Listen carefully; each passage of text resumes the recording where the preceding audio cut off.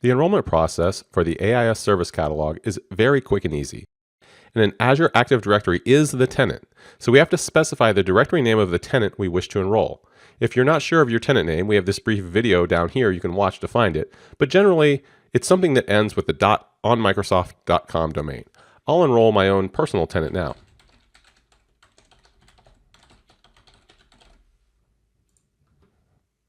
Now we're prompted to log in. I can do it with a work account or a Microsoft account.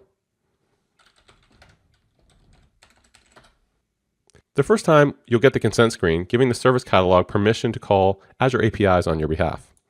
Also, the user doing the enrollment process needs to be a highly privileged account that has admin permissions to the directory.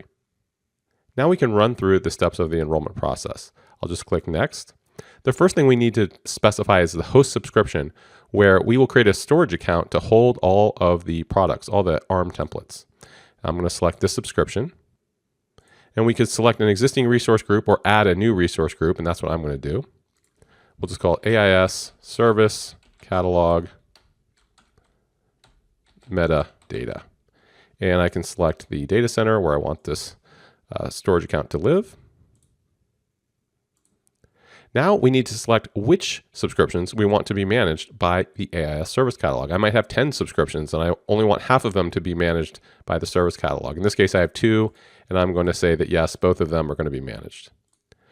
Lastly, we have security groups. So we have to decide which users can create new products in the catalog, which ones can provide administrative functions. And this is just selecting from your existing group of Azure Active Directory groups. So you can add additional groups and they'll show up in this dropdown.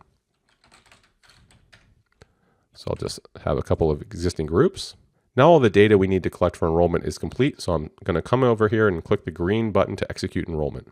This process may take up to 45 seconds, so be patient on this screen. Now enrollment is complete. From here on out, all your users need to use a tenant-specific URL to log in. Here's my tenant-specific URL.